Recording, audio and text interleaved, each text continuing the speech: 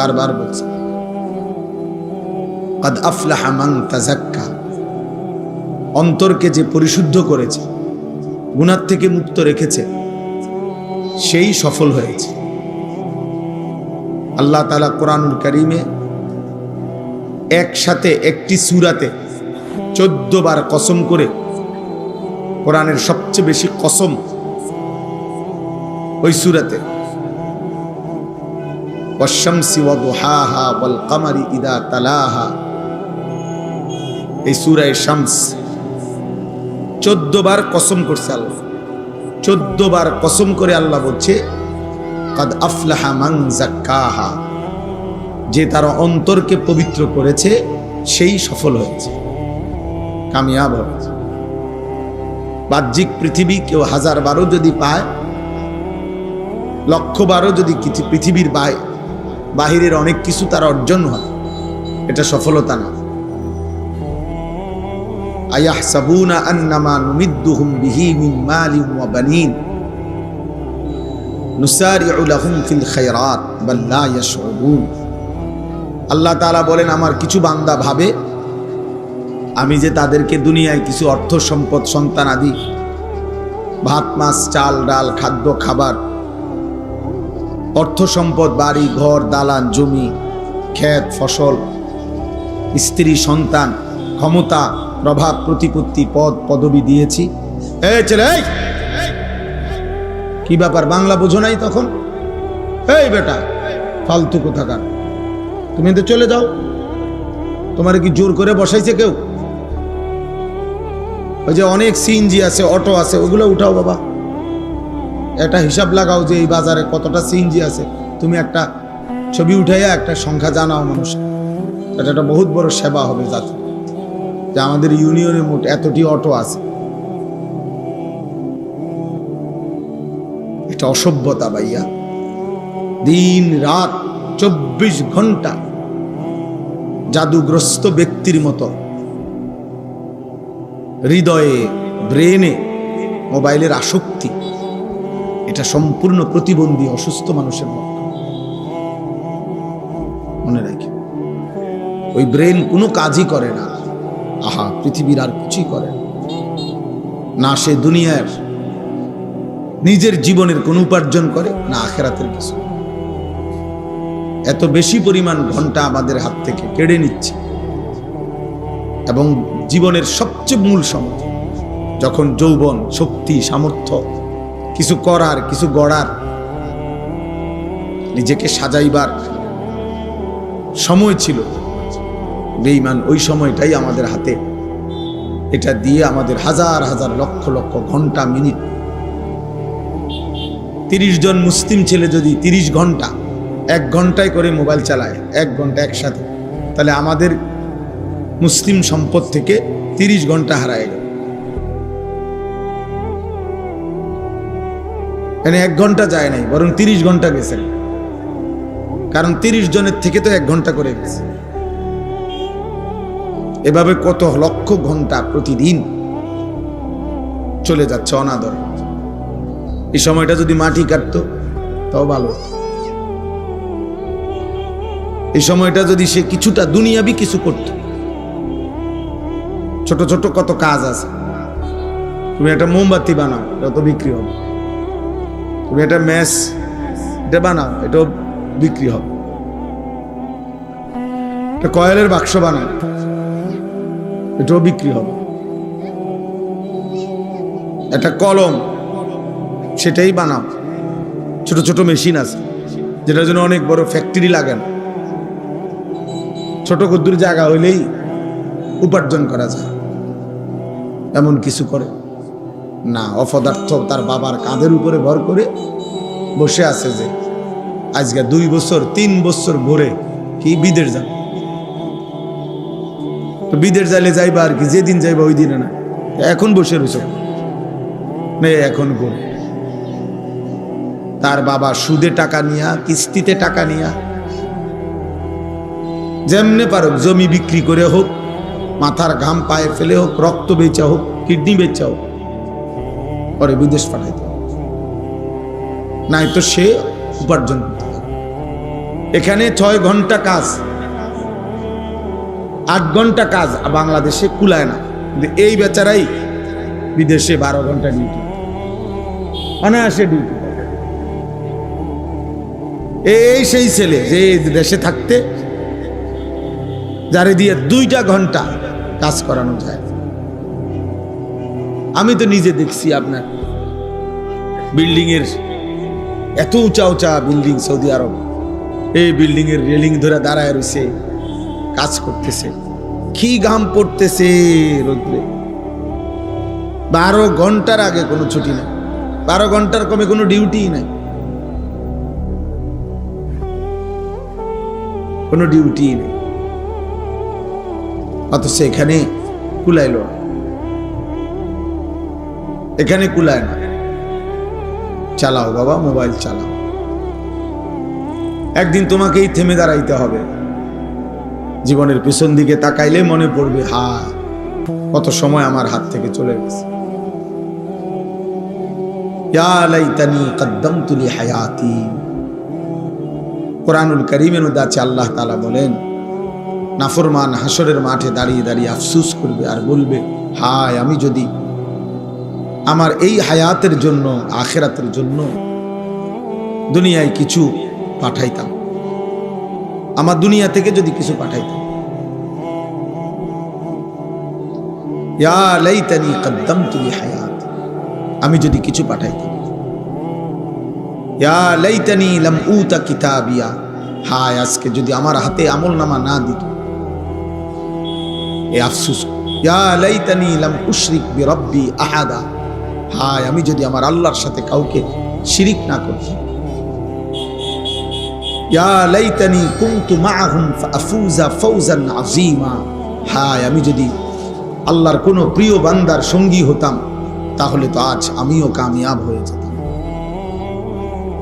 ইয়া লাইতানি লাম আত্তাখিজ ফুলানান খলীলা, হায় আমি যদি দুষ্ট নাফরমান পাপীকে বন্ধু না বানাইতাম। ইয়া লাইতানি ইত্তাখাযতু মা'আর রাসূলি সাবিলা, হায় আমি যদি আল্লাহর রাসূলের পথ ধরতাম। ইয়া লাইতানা আতা'না আল্লাহ ওয়ার রাসূলা, হায় আমি যদি আল্লাহ এবং তার রাসূলের আনুগত্য করতাম। সব কোরআন শরীফের আয়াত। ইয়া লাইতাহা কানাতিল কাদিয়া, হায় আজ এই হাসরের মাঠে যদি আমাকে মৃত্যু এসে সমান করে দিত। আফসোস করতেই হবে দোস্ত, কোনো সন্দেহ নাই। হাদিসের মধ্যে আছে, আল্লাহর নবী সাল্লাল্লাহু আলাইহি সাল্লাম বলেন, জান্নাতে যাওয়ার পরেও জান্নাতি বান্দা আফসোস করবে যে আমি যদি আরো কিছুটা তাসবিহ পড়তাম, আমি যদি আরো কিছু তাসবিহ পড়তাম, আমি যদি আল্লাহকে আরো কিছু ডাকতাম, তাহলে আজ জান্নাতেও তো আমার মর্যাদা আরো উপরে উঠত।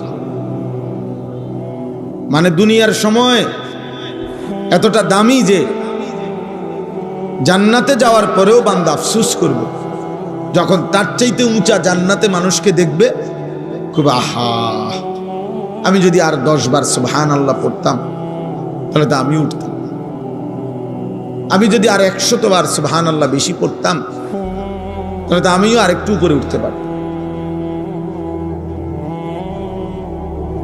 এজন্য সবাই মিলে পাঞ্জাবিওয়ালা টুপিওয়ালা কে কারে দেখান, কার ছবি কে দেখে, কার গান কে শোনে, কে কারে দেখাইতেছেন, কে কারে দেখাচ্ছেন, কার জন্য এত কষ্ট করতেছেন, দৌড়াইয়া দৌড়াইয়া ঘুরিয়া ঘুরিয়া দাঁড়াইয়া বইয়া শুইয়া কাইতুইয়া সিতুইয়া সবাই মোবাইলে ছবি তুলতেছে। সফলতা, জীবনের সার্থকতা। ফেসবুকে আসছে আমার একটা ছবি, আমার জীবন সার্থক, আমার একটা ছবি আসছে ফেসবুক, ইউটিউবে আমার একটা ছবি আসছে, অতএব আমি সফল। অথচ আল্লাহ তাআলা বলছেন, গুনাহ থেকে যে নিজের দিলকে পাক করেছে সে সফল। ফামান যুহজিহা আনিন নার ওয়া উদখিলাল জান্নাহ ফাকাদ ফাযা। আল্লাহ তাআলা বলেন, যাকে জাহান্নাম থেকে মুক্তি দেয়া হলো এবং জান্নাতে প্রবেশ করানো হলো, সেই কেবল সফল হলো। ফাকাদ ফাজা, সে সফল হলো।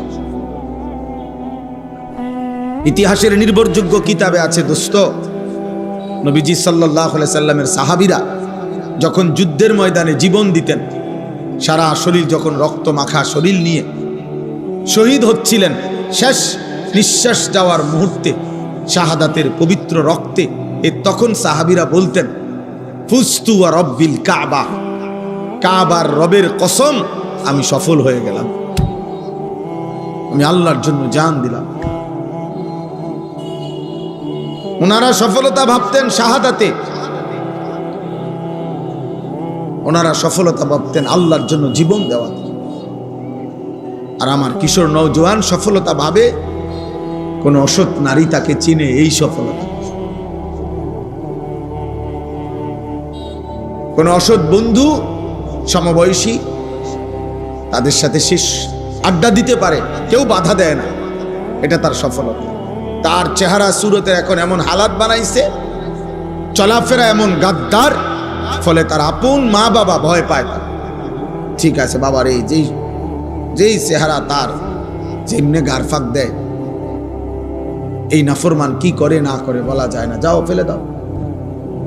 এইটা সে এখন সফল। এখন আর মা ডাকে না, বাবা ডাকে না, এখন আর গ্রামের কেউ ডাকে না তাকে। তুমি কামিয়াব, তুমি কামিয়াব। তোমার রাত কাটে নারী দেখে দেখে, তোমার দিন কাটে ছবি দেখে দেখে, তোমার হায়াত ঘন্টার পর ঘন্টা চলে চুল ফিরাইতে ফিরাইতে। তোমার জীবনের সময়ের পর সময়, মিনিটের পর মিনিট চলে যাচ্ছে মোবাইলের নর্তকী দেখতে দেখতে।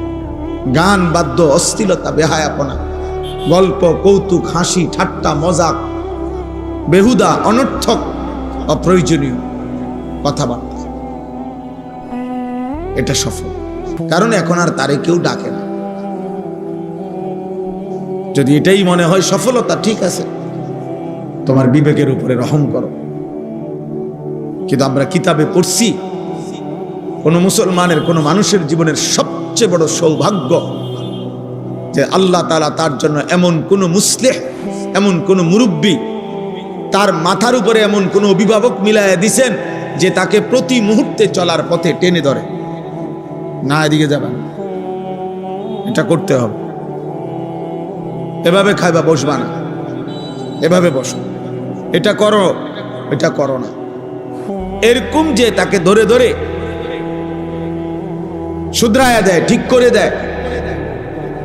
আল্লাহর কসম, কিতাবের মধ্যে আছে ওই মানুষটাই ভাগ্যবান, আল্লাহ যার মাথার উপর একজন অভিভাবক দিয়েছে। সিরাতাল্লাযীনা আনআমতা আলাইহিম, সিরাতাল্লাযীনা আনআমতা আলাইহিম। আল্লাহ শিখাইছেন, বান্দা আমাকে এভাবে ডাকো, বলো যে আল্লাহ আপনি আমাকে সিরাতে মুস্তাকিম দেন, আপনি আমাকে সরল সঠিক জান্নাতের রাস্তা দেখান। তবে সেই রাস্তা তো অনেক লম্বা, এখান থেকে জান্নাত এত লম্বা পথ আমি একা পাড়ি দিতে পারবো না মাওলা। এত লম্বা পথে আমি মাঝখান দিয়া বিভিন্ন রোডে হারায়ে যাব গুনার রাস্তায়।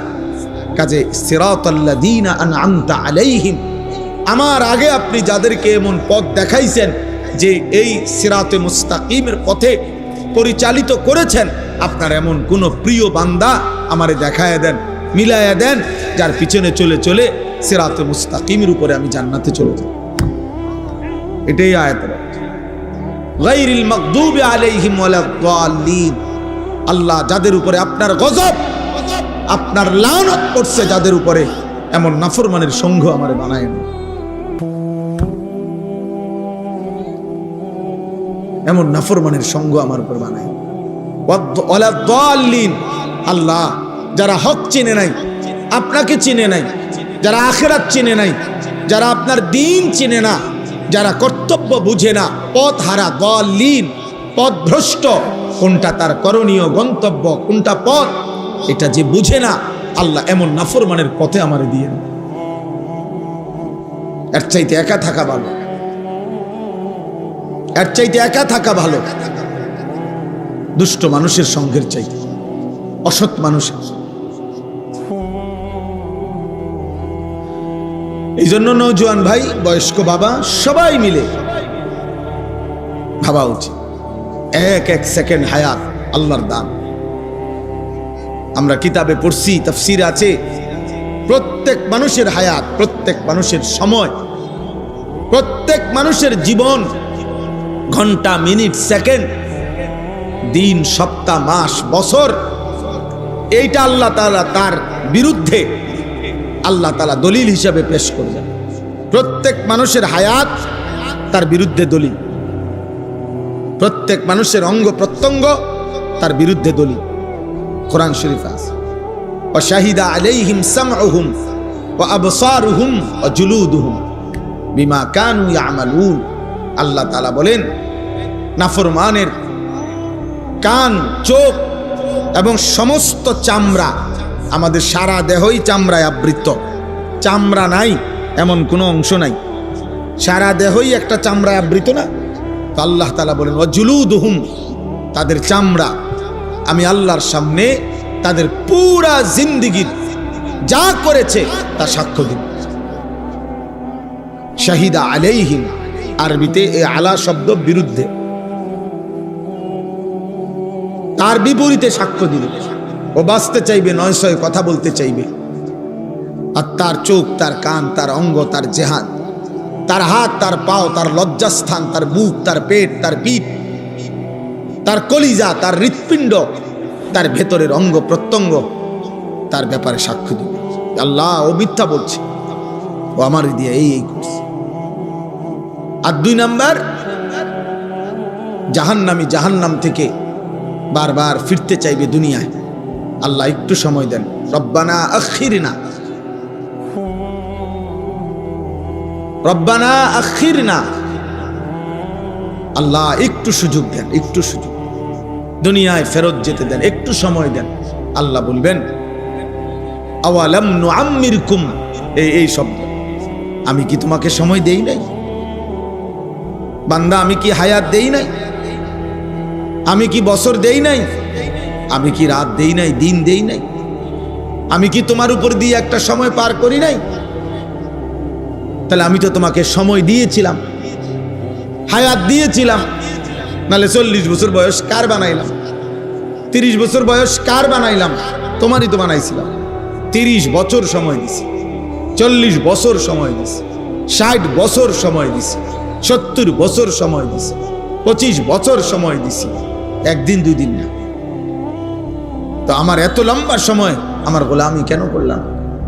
ফাযুকু ফাযুকু ফামা লিয-যালিমিনা মিন নাসীর।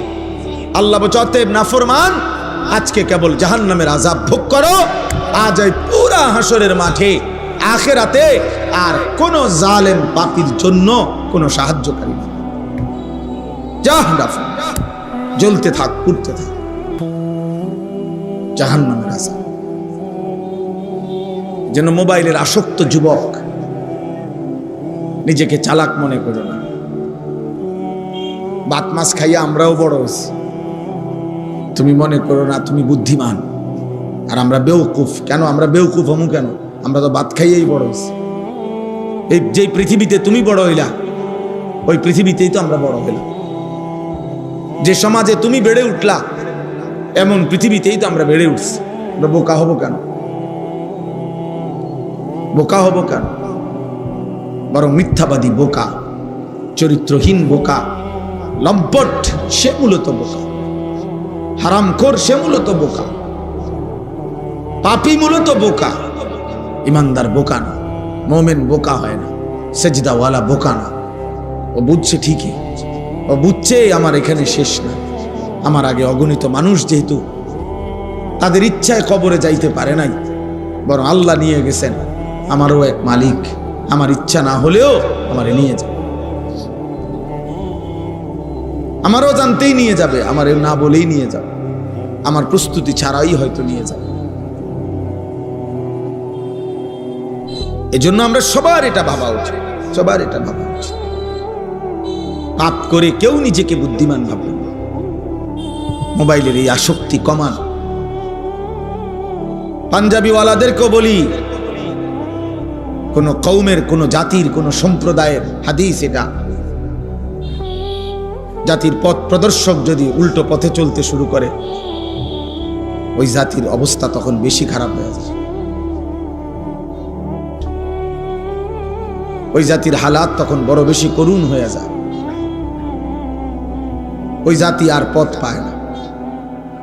যদি হাদি গুমরা হয়ে যায়, পথ প্রদর্শকই যদি উল্টো পথে যায়। এজন্য শুধু শুধু চুল, চেহারা, শুধু শুধু অনর্থক, যখন যেখানে যা দেখলাম তাই ছবি তুলতে হবে, এটা অসভ্যতা ছাড়ার কিছু। অমুক হুজুরের সাথে আমার একটা ছবি, কেন ইতিপূর্বে কি মানুষ হুজুরদের সাথে দেখা করে নাই? গত 30 বছর আগে, এর আগে কি পৃথিবীতে হুজুর ছিল না? তো ওনারা কেমনে দেখা করল? ওনারা কি ভালোবাসতো না আলেমদেরকে? এর আগে কি আলেমদের ইজ্জত ছিল না? এর আগে কি মানুষ আলেমদের কাছে আসতো না? এই অপদার্থ, এই টুপিওয়ালা, ওঠ এখান থেকে, ওঠো বেটা এখান থেকে, উঠান রে, ওর উঠাই দেন, উঠান থেকে। এই বেটা উঠো, ওঠো, তুমি উঠো, ওঠো, ওঠো, দাঁড়াও, ওঠো, যাও এখান থেকে, বাইরো। আবারও বাইরো না কেন? বাইরো বেটা, এখন কেমন লাগে দেখ বেটা, পাঞ্জাবিওয়ালা ফালতু কোথাকার। যাও বেটা যাও, তোমার ওয়াজ শুনতে হবে না। জি বাবা, এটা ফিকির করেন। একটা জাতি চোখের সামনে বুঝি ধ্বংস হয়ে যাবে। একটা জাতির যুব সমাজ বুঝি আমাদের এত মানুষ, এত প্রযুক্তি, এত আধুনিকতা, এত অর্থ, এত প্রাচুর্য, এত ঘর, এত দালান, বিল্ডিং, সব কিছু সুন্দর, সব কিছুই এখন আরামদায়ক, কত সুন্দর সুন্দর ব্যবস্থাপনা। মনে করেন একটা মাদ্রাসার বোর্ডিং এ এখন 3 বেলা খানা খাওয়া। আমরা পুরা ছাত্র জীবন কোনোদিন 3 বেলা খানা খাই না।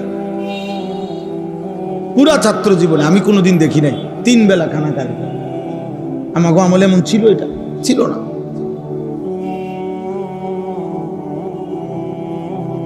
একটু তরকারির জন্য তো আমার স্পষ্ট মনে আছে, আমি চোখের পানি ফেলে কাঁদছি। ভাতের প্লেটে আমার চোখের পানি পড়ছে, একটু ভালো তরকারির আশা। তাহলে এখন কত সুন্দর ব্যবস্থাপনা, 3 বেলা গরম ভাত খাওয়ায়, রুমে রুমে ফ্যান চলতেছে। গ্রামের প্রত্যন্ত অঞ্চলেও একটা প্রতিষ্ঠান, সবকিছুই বিল্ডিং, টয়লেট, বাথরুম। আমি কাঁদতাম ছাত্র জীবনে। আমার মনে আছে আমি প্রথম যে বাড়িতে লজিং ছিলাম,